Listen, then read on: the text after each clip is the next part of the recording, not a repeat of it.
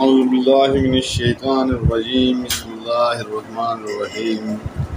اور اے نبی صلی اللہ علیہ وسلم انہیں حیات دنیا کی حقیقت اس مثال سے سمجھاؤ کہ آج ہم نے آسمان سے پانی برسایا دیا تو زمین کی پودے خوب گنی ہو گئی اور کل وہی نباتات بز بن کر رہ گئی، جیسے ہوائیں اڑائے لیے پھرتی ہیں۔ اللہ ہر چیز پر قدرت رکھتا ہے۔ یہ مال اور یہ اولاد محض دنیاوی زندگی کی ایک ہنگامی آرائش ہے، اصل میں تو باقی رہ جانے والے نیکیاں ہی تیرے رب کے نزدیک نتیجے کے لحاظ سے بہتر ہیں اور انہی سے اچھی امیدیں وابستہ کی جا سکتی ہے۔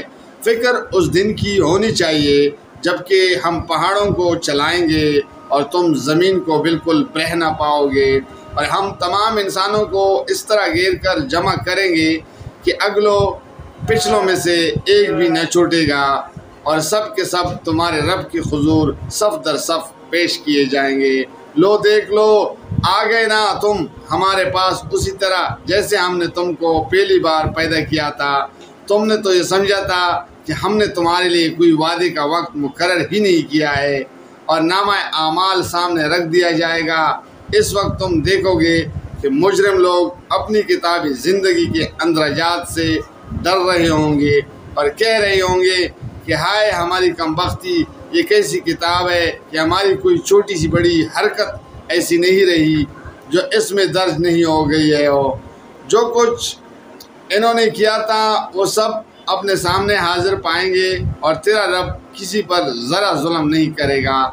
یاد کرو جب ہم نے فرشتوں سے کہا کہ آدم علیہ السلام کو سجدہ کرو تو انہوں نے سجدہ کیا، مگر ابلیس نے نہ کیا۔ وہ جنوں میں سے تھا، اس لیے اپنے رب کے حکم کی اطاعت سے نکل گیا۔ اب کیا تم مجھے چھوڑ کر اس کو اور اس کی ذریت کو اپنا سرپرست بناتے ہو، حالانکہ وہ تمہارا دشمن ہے۔ بڑی ہی برا بدل ہے جس ظالم لوگ اختیار کر رہے ہیں۔ میں نے آسمان اور زمین پیدا کرتے وقت ان کو نہیں بلایا تھا اور نہ خود ان کی اپنی تخلیق میں انہیں شریک کیا تھا۔ میرا یہ کام نہیں ہے کہ گمراہ کرنے والوں کو اپنا مددگار بنایا کروں۔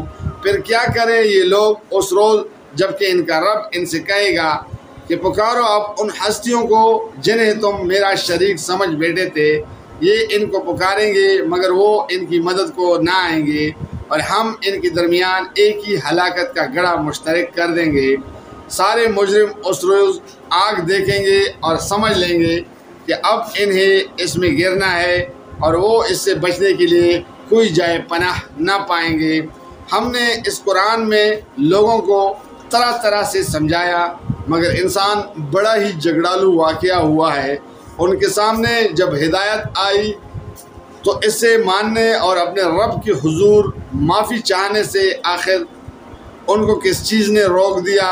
اس کے سوا اور کچھ نہیں کہ وہ منتظر ہیں کہ ان کے ساتھ بھی وہی کچھ ہو جو پچھلی قوموں کے ساتھ ہو چکا ہے، یا یہ کہ وہ عذاب کو سامنے آتے دیکھ لیں۔ رسولوں کو ہم اس کام کے سوا اور کسی غرض کے لیے نہیں بھیجتے کہ وہ بشارت اور تنبیہ کی خدمت انجام دے دے، مگر کافروں کا حال یہ ہے کہ وہ باطل کے ہتھیار لے کر حق کو نیچا دکھانے کی کوشش کرتے ہیں، اور انہوں نے میری آیات کو اور ان تنبیہات کو جو انہیں کی گئی مذاق بنا لیا۔ اور اس شخص سے بڑھ کر ظالم اور کون ہے جسے اس کے رب کی آیات سنا کر نصیحت کی جائے اور وہ ان سے منہ پھیرے اور اس برے انجام کو بھول جائیں جس کا سر و سامان اس نے اپنے لیے خود اپنے ہاتھ کیا ہے۔ جن لوگوں نے یہ روش اختیار کی ہے ان کے دلوں پر ہم نے غلاف چڑھا دیے ہیں جو انہیں قرآن کی بات نہیں سمجھنے دیتے، اور ان کے کانوں میں ہم نے گرانی پیدا کر دی ہے۔ تم انہیں ہدایت کی طرف کتنے ہی بلاؤ، وہ اس حالت میں کبھی ہدایت نہ پائیں گے۔ تیرا رب بڑا درگزر کرنے والا اور رحیم ہے۔ وہ ان کے کرتوتوں پر انہیں پکڑنا چاہتا تو جلدی ہی عذاب دے دیتا، مگر ان کے لیے وعدے کا ایک وقت مقرر ہے، اور اس سے بچ کر بھاگ نکلنے کا یہ کوئی راہ نہ پائیں گے۔ یہ عذاب رسیدہ بستیاں تمہارے سامنے موجود ہیں۔ انہوں نے جب ظلم کیا تو ہم نے انہیں ہلاک کر دیا، اور ان میں سے ہر ایک کی ہلاکت کے لیے ہم نے وقت مقرر کر رکھا تھا۔ جزاک اللہ، فی امان اللہ۔